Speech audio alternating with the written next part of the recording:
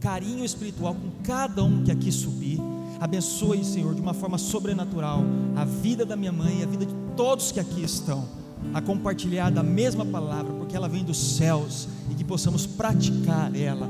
Eu louvo ao Senhor, louvo ao Senhor, louvo ao Senhor por esse momento, por esse milagre, por essa oportunidade, no nome de Jesus Cristo, amém. Você pode dar uma salva de palmas e se assentar em nome de Jesus.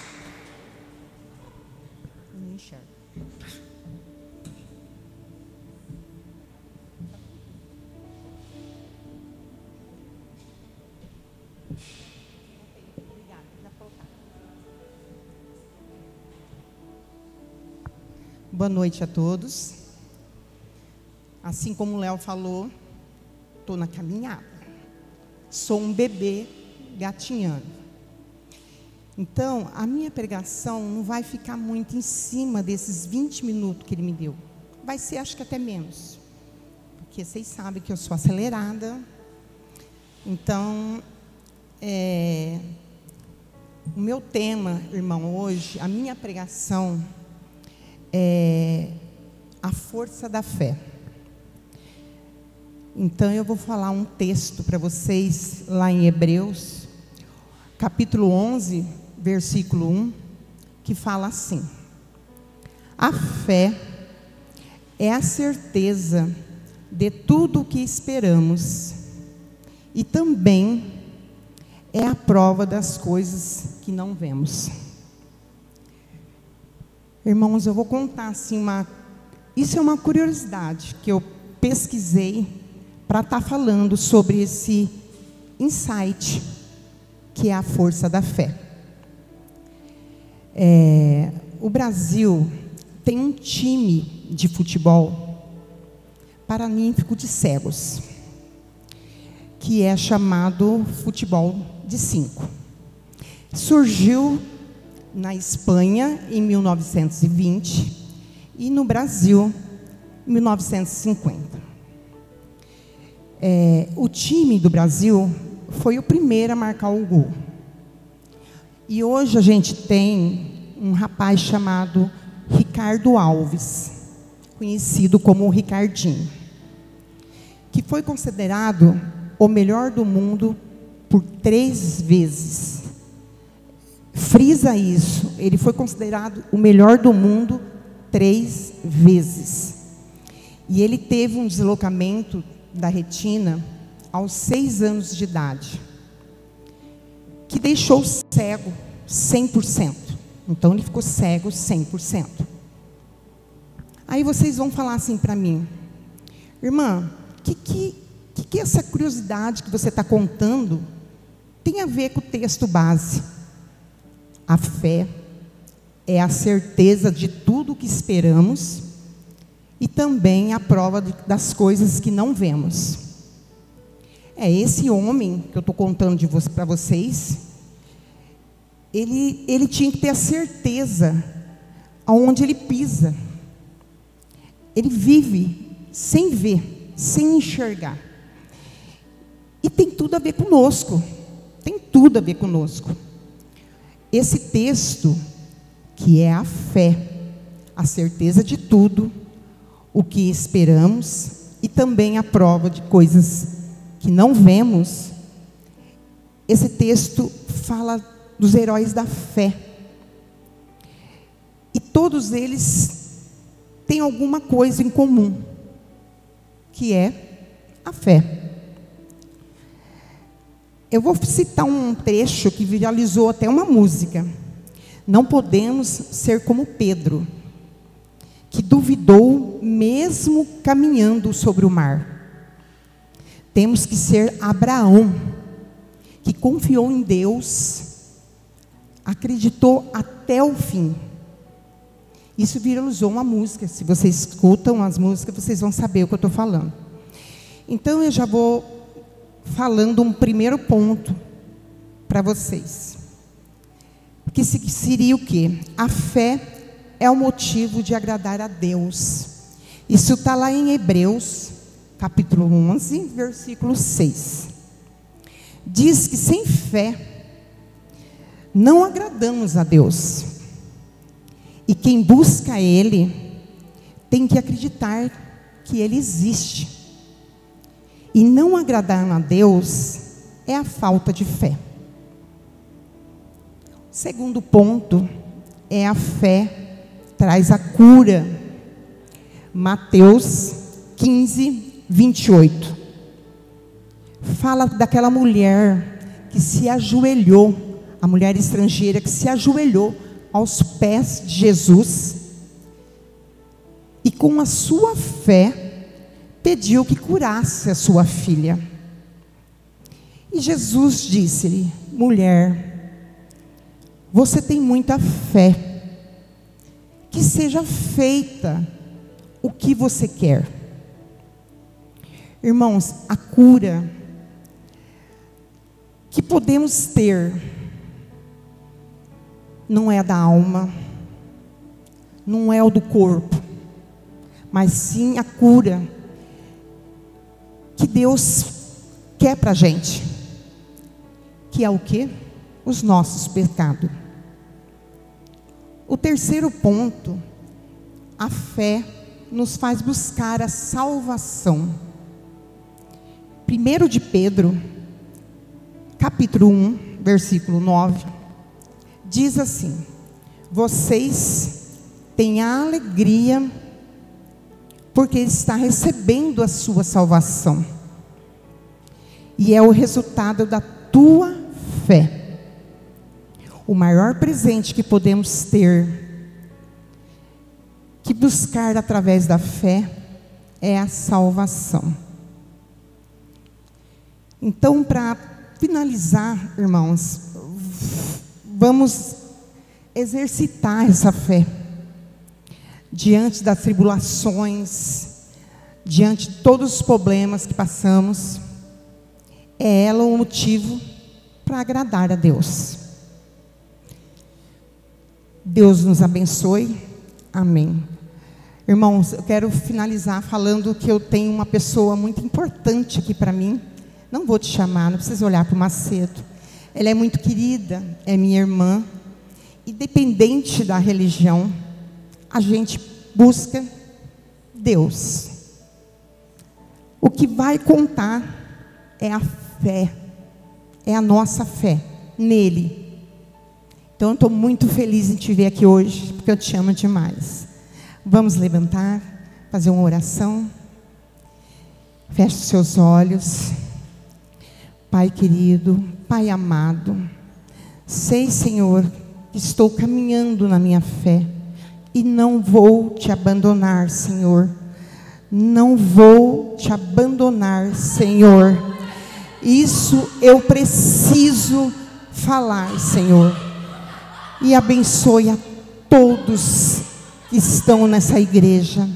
Abençoe os que estão fora, os meus filhos que não podem vir. E a cada irmão aqui presente. Eu te agradeço, Pai, por não me abandonar, não desistir de mim, Senhor. E eu não desistirei de Ti. Agradeço a todos. Muito obrigado. Amém.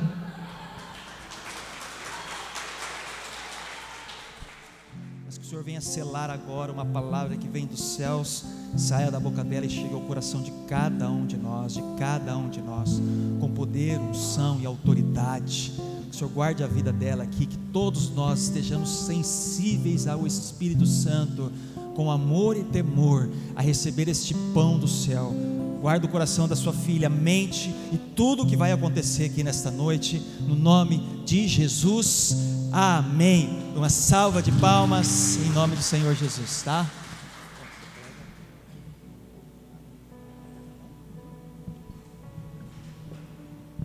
Boa noite, irmãos, graça e paz.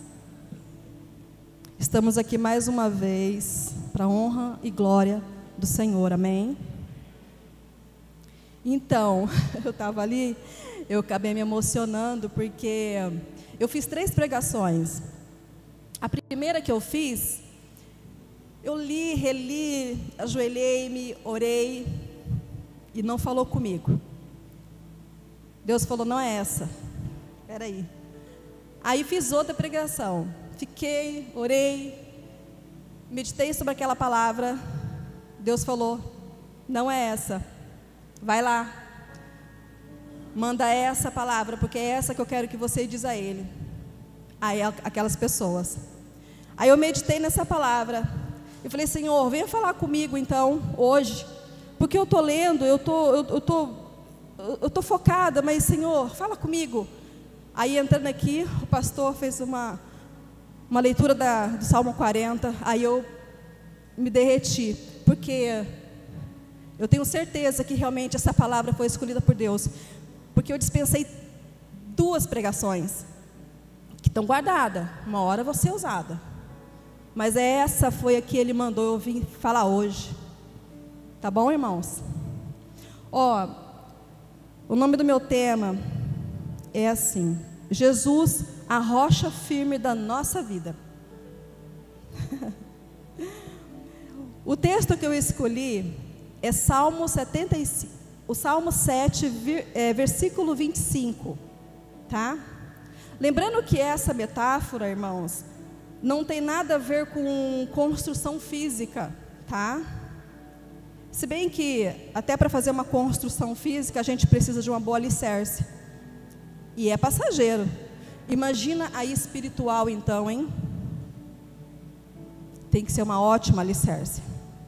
Então assim, o texto Mateus 7, 25 diz assim: e desceu a chuva, correram rios, sopraram o vento e combateram aquela casa, porém não caiu, porque estava edificada sobre a rocha. Esse texto é um dos últimos sermões da montanha,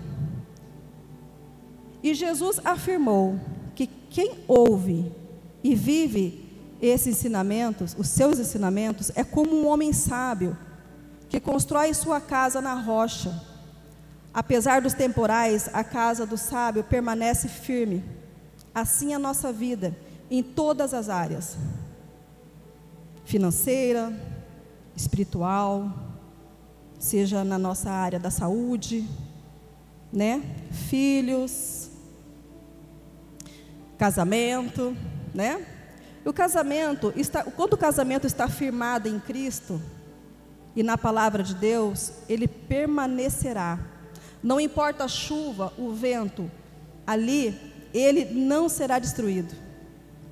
Uma casa firme na rocha é uma casa firmada com Deus.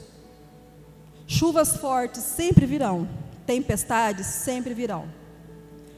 Pois desceu a chuva na vida de José, mas ele não caiu. Desceu a chuva na vida de Davi, e ele não caiu. Desceu a chuva sobre a vida de Estevão, e ele não caiu. E também desceu a chuva sobre a minha vida e sobre a sua vida. E você está aqui hoje, eu estou aqui hoje. E se nós continuarmos firmes, também não cairemos. A primeira coisa que temos que entender é que as provas nas nossas vidas são de Deus e são necessárias. Por isso, somos provados para sermos aprovados.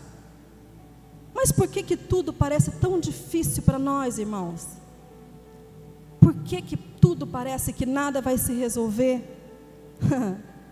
Pega essa, meu pastor. A intensidade do processo é proporcional ao valor do propósito. A intensidade do processo é proporcional ao valor do propósito. Há lutas que vivemos, tem lutas que vivemos que são para provar a nossa fé, para ver em que realmente estamos firmados.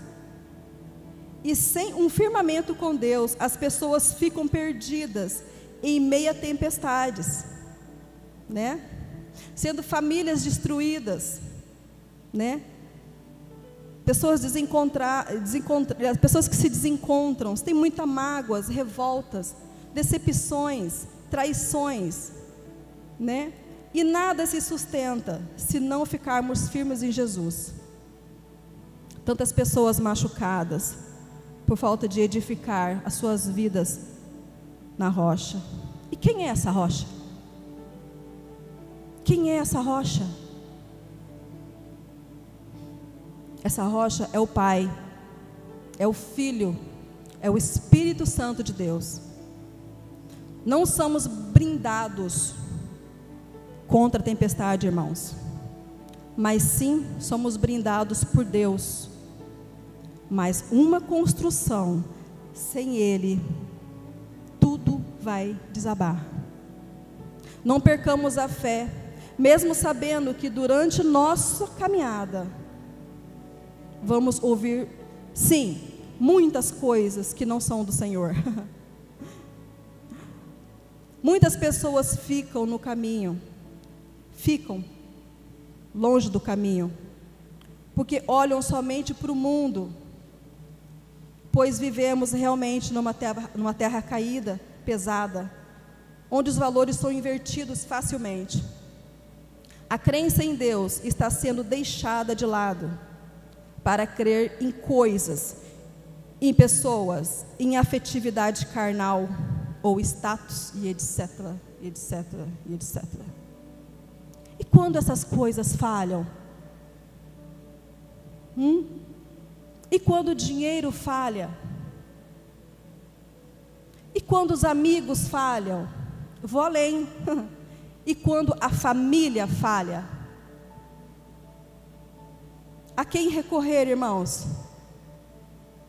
Se estivermos firmes na fé e firme na rocha, saberemos que o único que não falha é Deus. E Jesus fala conosco através da palavra. Jesus fala a diferença entre casa construída na areia e a outra edificada na rocha. Ele se refere a uma casa como se fosse nossa vida. A palavra diz que somos morada do Espírito Santo de Deus, portanto somos a casa de Deus. E como casa do Senhor, temos que nos permanecer limpos e firmes. Essa é a palavra que Deus manda dizer para a igreja hoje. Alguém aqui gosta de entrar numa casa suja? Bagunçada? Mal cheirosa? Largada as traças? É terrível, né? Pois é, irmãos. Uma casa suja é um corpo e mente cheia de ódio, raiva, mágoas, invejas, ressentimentos, falta de perdão, falta de empatia para com o outro, boca mentirosa, que fala palavrões, uma vida sem oração, sem intimidade com Deus. Essa é uma casa completamente sem vitórias. E uma casa limpa? Agradável, arrumada, toda organizada, cheirosa. Quem é que não gosta de habitar uma casa assim? Então, assim é o Espírito Santo de Deus. Ele quer habitar na sua casa, mas Ele quer ela limpa. Limpa. Por quê? Uma casa limpa é um corpo e mente de uma pessoa que não julga o outro. É cheio de caridade, é cheio de amor, é cheio do Espírito Santo de Deus, que se coloca no lugar do outro, que hoje é tão difícil, irmãos, um se colocar no lugar do outro. Aquele que é temente a Deus, aquele que abre a boca para abençoar, aquele que ora, aquele que fala sempre a verdade. Essa é uma casa limpa, que o Espírito Santo de Deus quer habitar. Mas infelizmente, hoje em dia, principalmente por tantas informações e tecnologia, parece tudo fácil, dá uma impressão que nada falta, que está tudo bem, tudo perfeito. Aí vem a preguiça, o desânimo, mas quando vem as tempestades, é hora de orar. Pois nas aflições é que mais buscamos o Senhor. E as orações, muitas vezes, dá uma impressão que Deus é que se afastou de nós, não é? E a gente ora, e a gente clama, e Deus permanece em silêncio. Parece que não nos ouve, parece que não nos vê. E na verdade, mal sabemos que Ele nos observa o tempo inteiro. Muitas vezes seguimos por caminhos complicados, saímos feridos por nossas escolhas. E mesmo assim, Deus não desiste de nós. Nos dá provas para nos educar, nos ensinar a andar em seus caminhos. Temos que sermos sábios para construir nossa vida sobre a rocha. Lembrando que ser sábio é saber ouvir a palavra de Deus. Mas não é uma questão se você ouve, mas sim como você ouve, como você absorve. A palavra não é somente ouvi-la, mas sim vivê-la. Quando nós deixamos que Jesus entre nos nossos corações, mesmo que a nossa vida esteja despedaçada, a ponto de cair, Jesus restaura tudo e constrói uma casa nova firmada na rocha. O mal do ser humano é querer resposta para tudo. Nós temos esse problema, né, de querer resposta para tudo. E muitas coisas entre o céu e a terra que não somos capazes de entender. Mas Deus, o Criador do projeto Vida, só Ele sabe o que tem que ser feito para que a obra dele seja completa. Quantas vezes pedimos algo e não recebemos?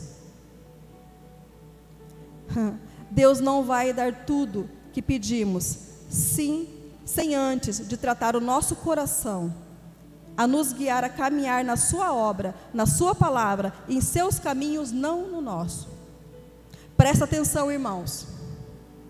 Somos a casa de Deus, então se construa de forma que Ele te ordenou. Pois Deus não vai construir o segundo andar, aonde você construiu o primeiro do seu jeito. Ele não vai construir um projeto onde você começou sem Ele. E entenda, se Deus não estava no começo, não estava no meio, também não estará no final. Pois o projeto de Deus para a sua vida é dele. Pois a construção dele para você é firmada na rocha, jamais na areia. Amém? Eu quero orar pela sua vida. Senhor Jesus, estamos aqui neste momento, Pai, pedindo ao Senhor que o Senhor abençoe cada um aqui, ó Pai, que o Senhor conceda, Senhor, o conhecimento da sua palavra na mente das pessoas. Senhor, invada o coração, Senhor, das pessoas que estão clamando por Ti, precisando do Teu amor, do Teu carinho. Ó Senhor Deus, olhe por nós. Senhor Jesus, nós Te pedimos nesse momento que o Senhor dê discernimento, Senhor, aos futuros pregadores desse país. Senhor, olhe pelo nosso país, Pai amado. Te pedimos por cada um aqui sentado, Senhor Deus, que o Senhor acompanhe, que cada um entre, vá para a sua casa em segurança, Senhor Deus. Que o Senhor estabeleça saúde na vida de cada um aqui. Só o Senhor sabe das tribulações, do deserto que cada um está passando. Pai amado, nós Te louvamos, nós Te agradecemos pela saúde que nos dá. Nós Te agradecemos pelos alimentos diários que o Senhor fornece a nós, Pai. Pelo pão de cada dia, pela nossa família, Senhor, pelos nossos pais, pelos nossos filhos, pelas nossas criancinhas que estão por chegar, pelas nossas criancinhas que já estão aqui. Oh Senhor Deus, abençoe essa igreja, abençoe essas pessoas, abençoe, Senhor. Nós pedimos em nome do Senhor Jesus, que o Senhor esteja neste momento, em todos os lugares. Amém.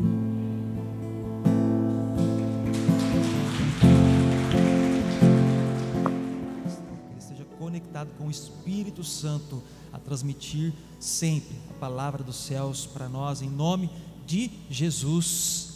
Amém. Uma salva de palmas e adoremos. Amém.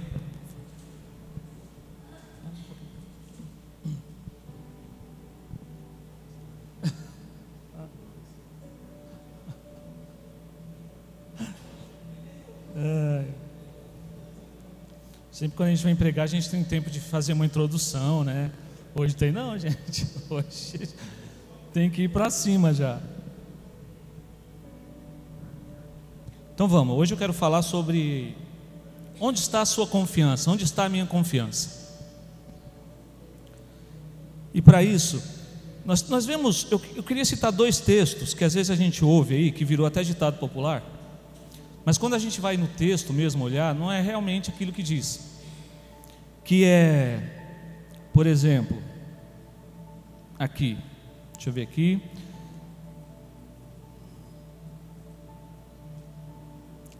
Deus não permite uma tribulação além daquilo que você possa suportar. Quem já ouviu isso?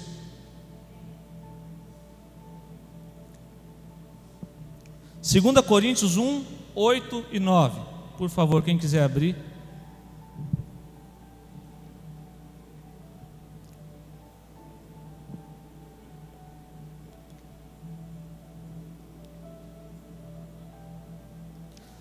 Esses textos que eu vou, todos eles estão falando de confiança. Ele fala de confiança e de esperança. Aonde está a nossa confiança e aonde está a nossa esperança? Quem é a nossa esperança? 2 Coríntios 1, 8, 9 diz assim: irmãos, não queremos que vocês desconheçam as tribulações que sofremos na província da Ásia, as quais foram muito além da nossa capacidade de suportar, a ponto de perdermos a esperança da própria vida. Ou seja, as quais a tribulação que nós passamos foi muito além da capacidade de suportar. Portanto, tem algumas tribulações que Deus permite, gente, e que vai além. Aquela que você fala assim, cara, essa eu não vou aguentar, essa está difícil. Mas aí nós pegamos as nossas muletas até na própria Bíblia e falamos, não, mas lá está escrito que Deus não permite que eu seja atribulado além das minhas forças. Não está escrito.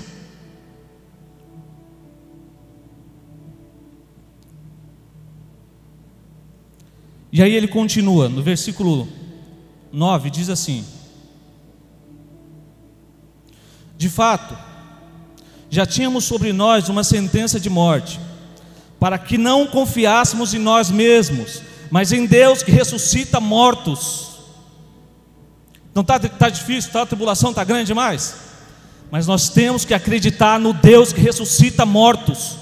O que é uma tribulação que vem sobre nós diante do Deus que ressuscita mortos? Não é nada, gente. Não é nada. Aqui nós aprendemos que vem tribulações, e você para e fala, cara, essa eu não vou aguentar.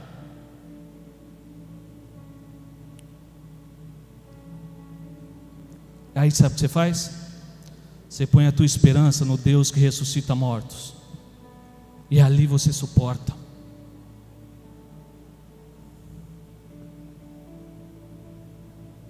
Um outro texto também que é bem falado: buscai, pois,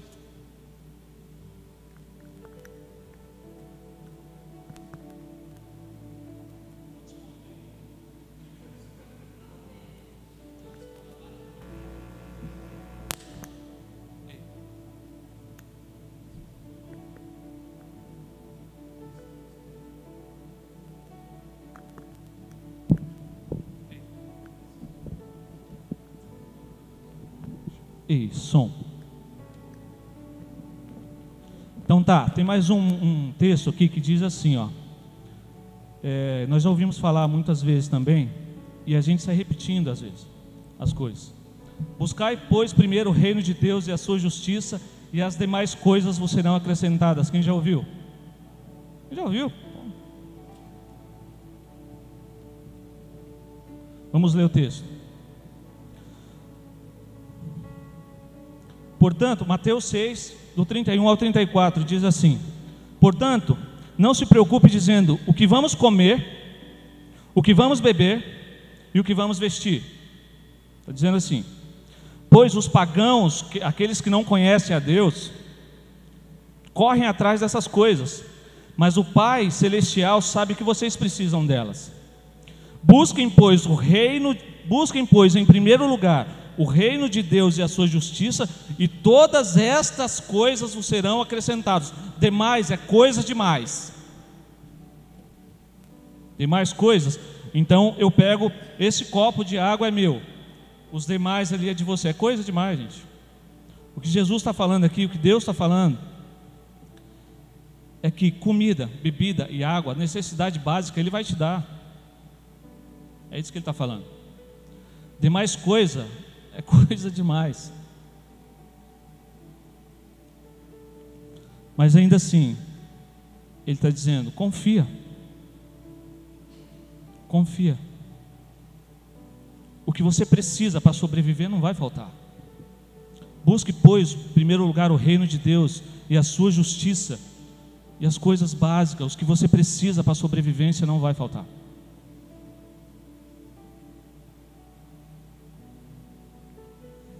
Mas diante desses dois textos que nós lemos agora, que fala de esperança e onde está a nossa confiança, vem um que eu acho que deixa muito mais claro tudo isso. Onde está a nossa confiança? Marcos 10, 16, do 16 ao 27. Marcos 10.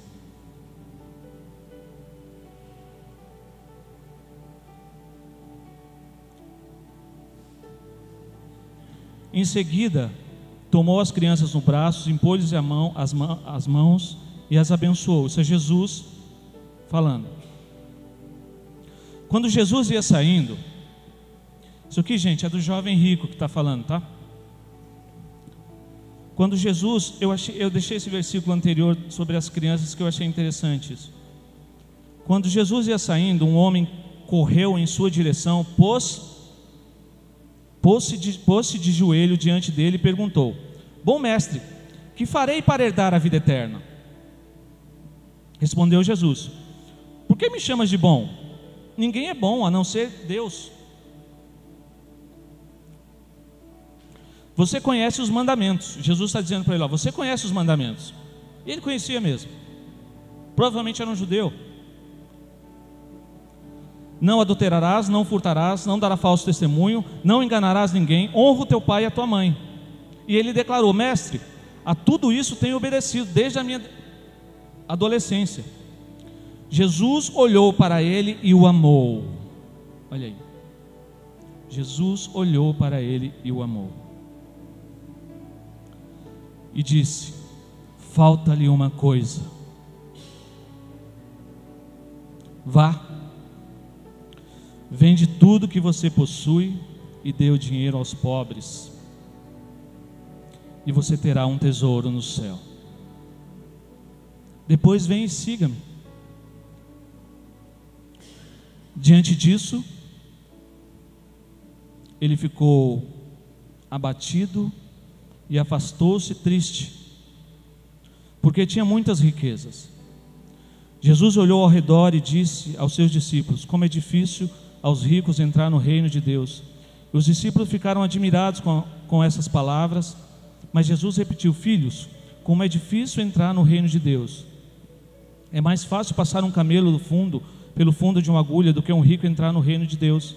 Os discípulos ficaram perplexos e perguntaram uns aos outros: nesse caso, quem pode ser salvo? Você sabe por que eles pensavam desse jeito? Porque assim como o jovem rico que chegou, pensa, um jovem judeu, provavelmente, conhecia todos os mandamentos, ele chegou diante de Jesus e ele se prostrou. Judeu não se prostra diante de homem.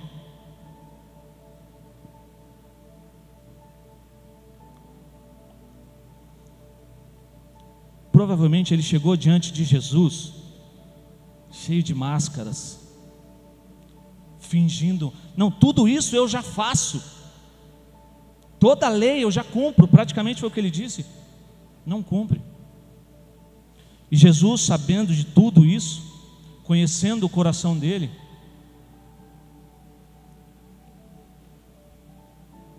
o amou e foi lá e tocou na ferida dele. Pega tudo que você tem e vende e dá aos pobres.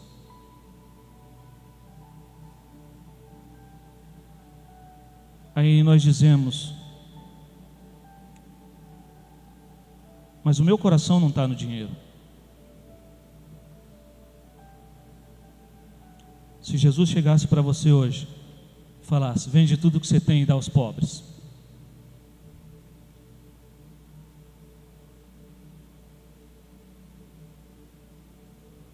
onde está o nosso coração?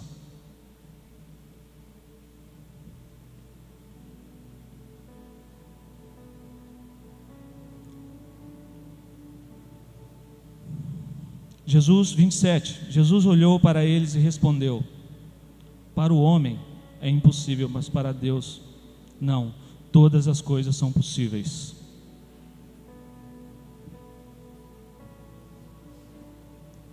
Aqui nós vemos, nesse texto nós vemos vários pontos em que nós percebemos que o jovem rico só pensava nele. Ele só pensava nele. Sabe aqueles irmãos que vêm para a igreja e colocam assim atrás do carro dele, diz assim: presente de Deus. Mas aí ele não tem coragem de dar uma carona. Aí ele vai para o carro, não, nós vamos no monte orar. Não, meu carro não anda na terra. Mas é presente de Deus.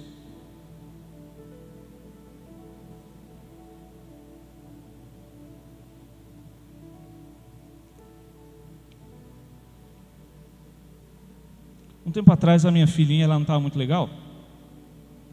E aí passa várias coisas. Eu sou um cara que eu viajo pra caramba.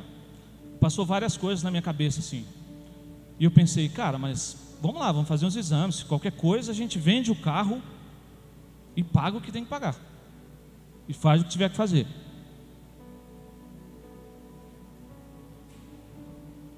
Graças a Deus não era nada. Mas eu venderia o meu carro para cuidar da minha filha. Eu acho que todos aqui venderia qualquer coisa, daria tudo que tem por um filho. Mas você faria isso por um estranho?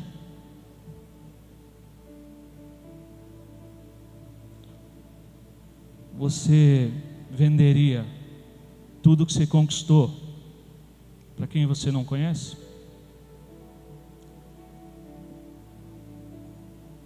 Talvez você saia daqui hoje entristecido. E eu poderia falar assim: essa mensagem, ela está falando, não está pedindo nada para você. E aí aliviar um pouco o peso. Mas eu não posso fazer isso. Esse é o Evangelho. Negue-se a si mesmo em prol do outro. 1 João 3, 16 e 18 diz assim: nisto conhecemos o amor. Jesus Cristo deu a sua vida por nós e devemos dar a nossa vida por nossos irmãos. Se alguém tiver recursos materiais e vendo seu irmão em necessidade, não se compadecer dele, pode permanecer o amor de Deus nele? Filhinhos, não amemos de palavras nem de boca, mas em ação e em verdade. Lucas 12, 15 e 21 diz assim: então lhes disse: cuidado, fiquem sobreavisados contra todo tipo de ganância, de avareza. A vida de um homem não consiste na quantidade dos seus bens, no que ele tem. A nossa vida não consiste naquilo que nós temos. Tudo é passageiro. E como nós devemos fazer para juntar tesouro no céu?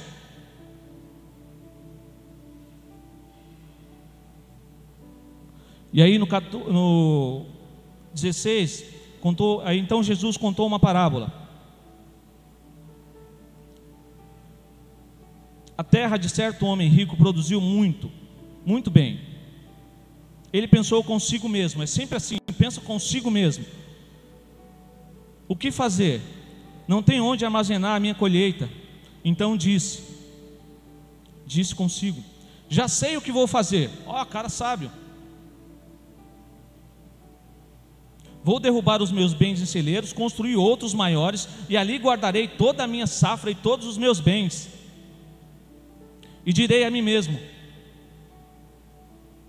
Você tem grande quantidade de bens armazenados para muitos anos. Descanse, coma, beba e alegre-se. Contudo, Deus lhe disse: insensato, esta mesma noite a sua vida lhe será exigida. Então, quem ficará com seus bens? Assim acontece com quem guarda para si riquezas, mas não é rico para com Deus. Onde está a nossa esperança? A nossa esperança está naquilo que nós temos, está naquilo que nós podemos conquistar, ou a nossa esperança está no Senhor dos Senhores? Porque quando a nossa esperança está no Senhor dos Senhores, nós renunciamos quem nós somos em prol do outro. E este é o Evangelho, e eu não posso negar isso.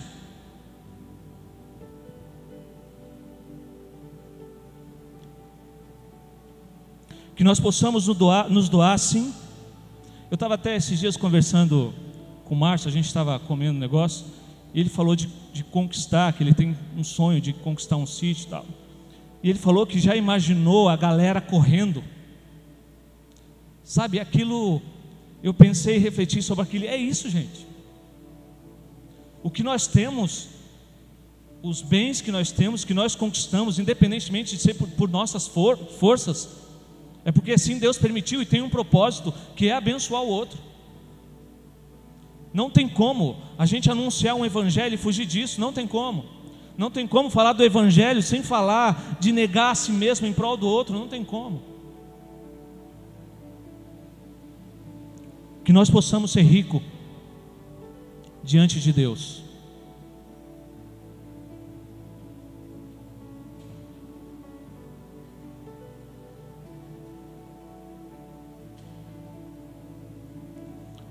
Esse jovem rico, ele tinha olho na eternidade.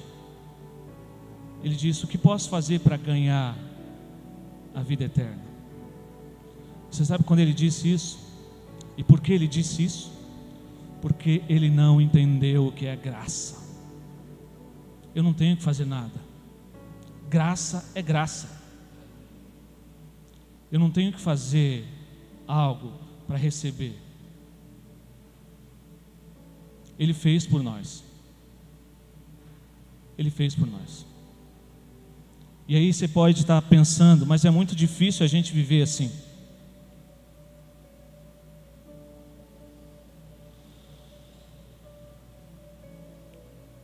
E se nós pensamos, eu às vezes penso dessa forma, é porque nós ainda não entendemos o que é graça.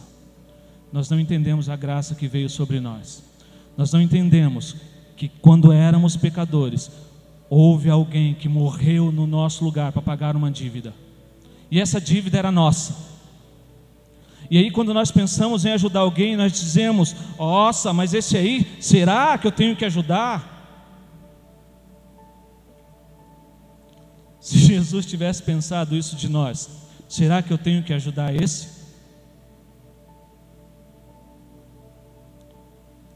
Qual é o nosso mérito? Isso é graça, isso é favor imerecido, isso é amor de Deus. Parece duro, mas é o Evangelho. Esse é o amor que nos resgatou, esse é o amor que nos chama, sem pensar quem nós somos ou o que nós fizemos, sem contabilizar pecados. Ele diz: vem, meu filho. Eu queria orar, se você puder ficar de pé.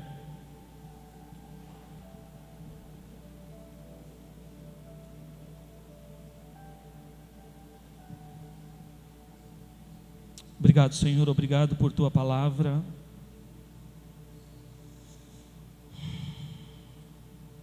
Obrigado porque nós entendemos, Deus, que o Senhor repreende e exorta o filho que ama, e que aqui são filhos amados do Senhor. Que nós possamos entender essa graça que foi derramada sobre nós, esse amor que foi de uma forma absurda, nos cobre, Senhor, um sangue que nos cobre por uma dívida que era minha e o Senhor pagou. que nós possamos pegar desse amor que vem do alto e olhar para o outro, Senhor, com esse mesmo amor, com essa mesma misericórdia, e saber que é graça, e que aquele que não é merecedor de nós fazermos alguma coisa, este é o alvo, Senhor, é este que o Senhor olha, é para este que o Senhor olha, assim como o Senhor olhou para nós quando éramos pecadores, assim como diz a Tua palavra. Pai, nos sustenta, Senhor, continua a nos conduzir em Tua palavra, e que possamos entender este Evangelho, um Evangelho de graça, um Evangelho que não negocia, um Evangelho que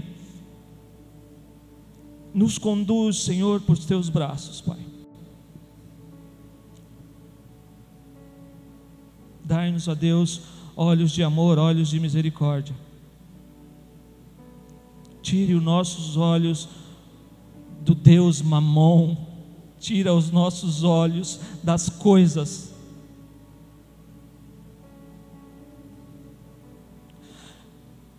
Que os nossos olhos estejam em pessoas,